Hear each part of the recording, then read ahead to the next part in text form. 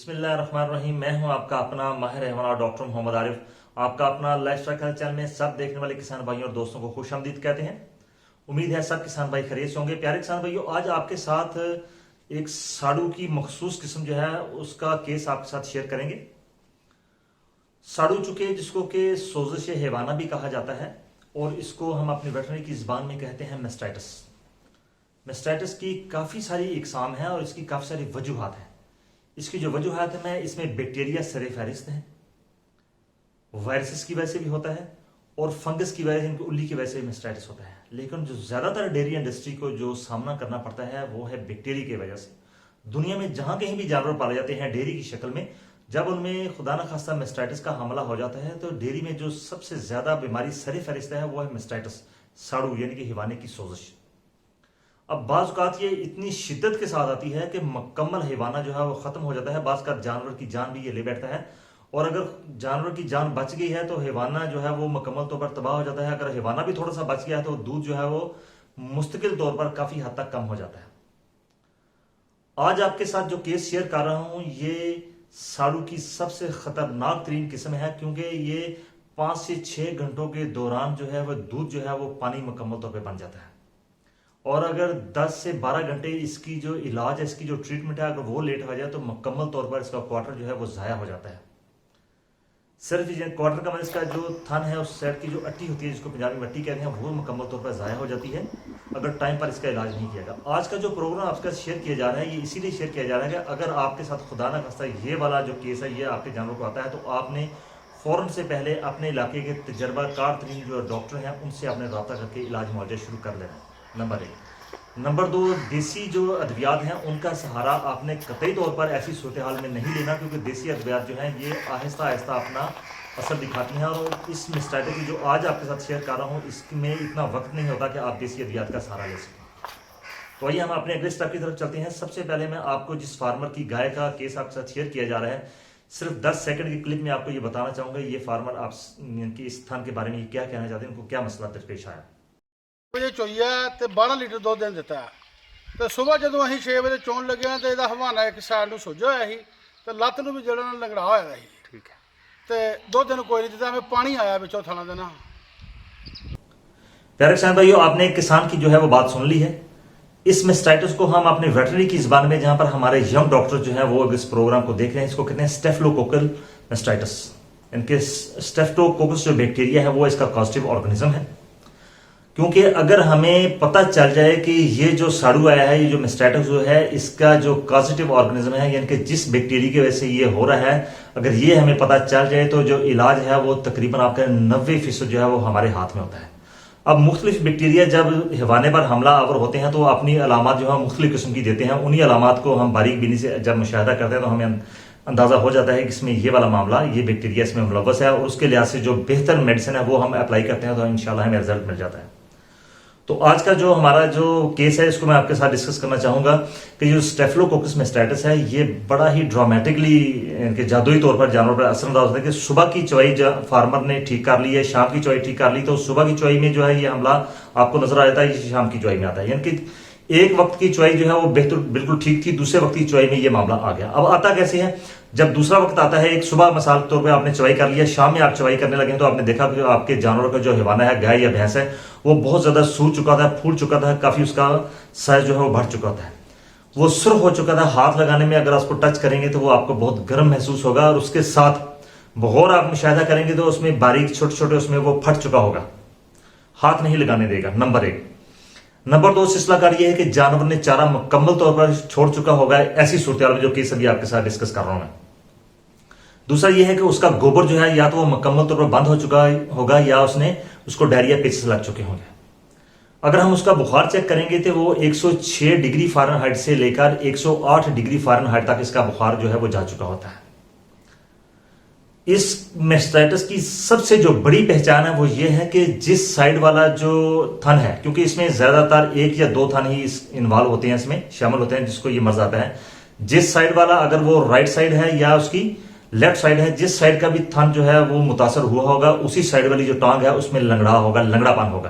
यानी कि जानवर जो है वो लंगड़ा के चला होगा, जैसे कि आप वीडियो में भी देख रहे हैं कि जानवर जो है वो, चूंकि अब ये थोड़ा खौफजदा हुआ है, वीडियो जो उसकी रिकॉर्ड हो रही है तो वरना इसमें जो लेमनेस है, लंगड़ापन है, ये बहुत ज्यादा है। इस मेस्टाइटिस की सबसे बड़ी जो अलामत है वो यही है कि जिस साइड वाली इसकी अट्टी यानी कि जो हैवाने का जो थन है, जिस साइड वाला सूजा होगा उसी साइड वाली जो उसकी टांग है उसकी लेमनेस होगी, उसका लंगड़ापन होगा। अगली इसकी सबसे बड़ी अलामत यह है कि इसका दूध जो है वो पानी बन चुका होता है। जैसे कि अभी मैं आपको दूध दिखा रहा हूँ, ये दूध जो है ये पानी में कन्वर्ट, जो है गाढ़े पानी में कन्वर्ट हो चुका है, उसमें बदल चुका है। और इसमें आप देख रहे हैं कि मोटे मोटे दूध के जमे हुए फ्लैक्स जो हैं, वो क्लाट्स जो हैं वो भी साथ आ रहे हैं। अगर आप इसके हवाने को देखें तो आप देख रहे हैं कि स्ट्रिपिंग हम इस कर रहे हैं कि दूध निकाल रहे हैं इसके थन से, लेकिन फिर भी उसके मुंह के आगे आके एक छोटा सा छिछड़ा जो है वो जमा हो गया, उसको काफी जोर लगा के बाहर निकाला है। लेकिन एक और आप देख रहे हैं कि छिछड़ा उस थन के आगे लटका हुआ है इसमें। एक तो इसमें ये प्रॉब्लम आ जाती है। सबसे ज्यादा इसमें खतरनाक बात वो ये है कि ये चंद घंटों के दौरान फाइब्रोसिस हो जाती है। सादा अल्फाज में फाइब्रोसिस समझाने का मतलब है एक सफेद रंग की एक झिल्ली जो है वो थन के जो दूध बनाने वाले सेल उनकी इर्द गिर्द चढ़ जाती है।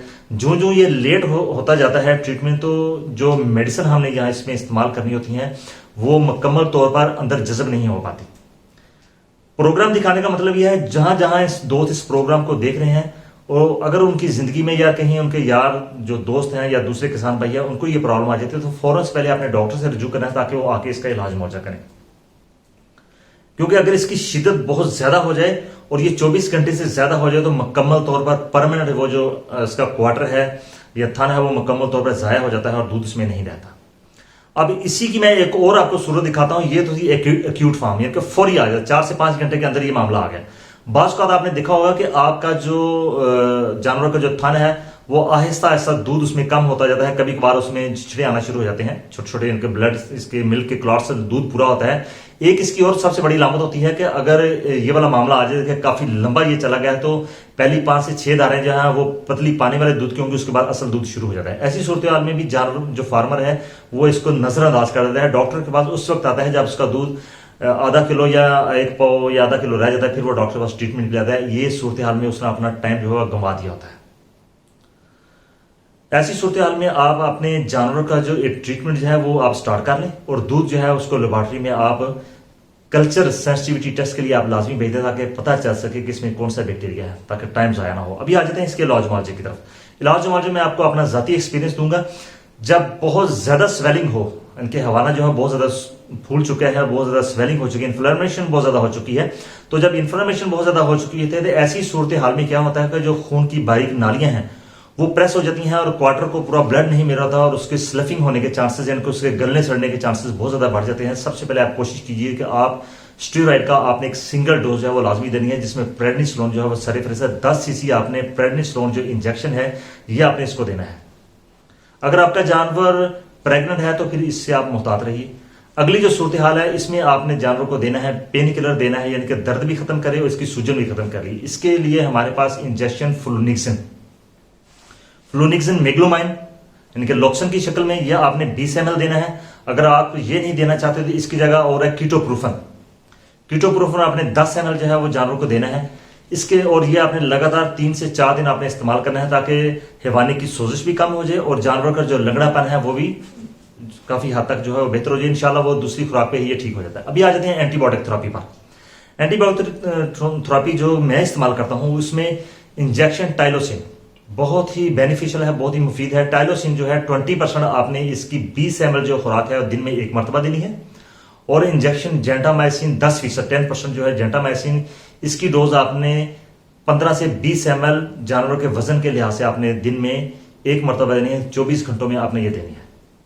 अगर शिद्दत बहुत ज्यादा है तो जेंटामाइसिन की पहले दिन आपने 1 डोज सुबह देनी है, 1 शाम को देनी है। इसके बाद आपने रोजाना जेंटामाइसिन जो है वो 1 मरतबा देना है।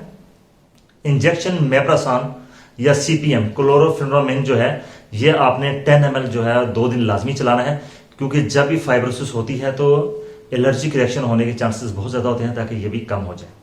और इंशाल्लाह दूसरी, तीसरी, चौथी और 5वीं खुराक तक जो है ये हिवाना जो है मुकम्मल तौर पर इसकी स्वेलिंग जो है वो दूर हो जाती है और दूध जो है वो वापस अपनी असली हालत में आ जाता है। लेकिन शर्त यह है कि फौरन से पहले इसकी ट्रीटमेंट शुरू की जाए। अब इससे बचना कैसे है आपने? इससे बचने का किसी भी किस्म का जो हिवाना है उससे हिवाने का जो मर्ज है उससे बचने का सबसे पहला तरीका है सफाई। अगर आपने अपने डेरे पर सफाई का भरपूर ख्याल रखा हुआ है तो आपको मैं इस चीज की गारंटी देता हूं कि आपके डेरे में 90% जो बीमारियां वो नहीं आएंगी, क्योंकि ये स्टेफिलोकोकल जो मास्टाइटिस है ये बाहर से आता है। जानवर के जिस्म पर ये जरासीम जो है परवान चढ़ते हैं, वहीं इनकी कॉलोनाइजेशन होती है। इनके 1 से 2, 2 से 4 और हजारों लाखों की तादाद में हो जाते हैं। और जब आप जानवरों की चुवाई करने लगते हैं तो ये वहीं से थन के अंदर दाखिल हो जाते हैं और जो सीवियर किस्म का जो मर्ज है वो लेके आपके सामने आते हैं और ऐसी सूरत में आपको लाखों का जो नुकसान है वो पहुंचा देते हैं। उम्मीद है आपने इससे काफी कुछ सीख लिया होगा। अगर फिर भी कोई चीज रह गई है तो आप कमेंट बॉक्स में मुझसे पूछ सकते हैं और आप इस प्रोग्राम को अपने दूसरे किसान भाइयों और दोस्तों तक, और जो हमारे यंग डॉक्टर्स हैं वो इसको जरूर अपने दूसरे साथियों तक लेके जाएं, क्योंकि एक और भी मेस्टाइटिस की किस्म है जिसको हम कहते हैं इकोलाई की वजह से होता है, कोलीफॉर्म मेस्टाइटिस कहते हैं। इसकी और इस मेस्टाइटिस की अलामात जो है वो तकरीबन मिलती जुलती हैं, लेकिन इनमें चंद जो पॉइंट है उनका बहुत ज्यादा फर्क है। वो अगर इकोलाई का जब हमारा कोई खुदा न खासा केस आएगा आपके साथ मैं जरूर शेयर करूंगा कि आपने कैसे डिफरेंशिएट करना है, दोनों का कैसे पता चलेगा कि इस मेस्टाइटिस में आपने कौन सी मेडिसिन इस्तेमाल करनी है और दूसरे मेस्टाइटिस में आपने मेडिसिन का प्रोटोकॉल क्या रखना है। मेस्टाइटिस का जो प्रोग्राम है वो यहाँ पर नहीं खत्म हो गए, बल्कि जितने भी मेजर जो बैक्टीरिया हैं जिनकी वजह से जो मुख्तलिफ किस्म के मेस्टाइटिस जानवरों में आते हैं, इसकी सीरीज जो है वो गाहे बगाहे इंशाल्लाह चलती रहेगी।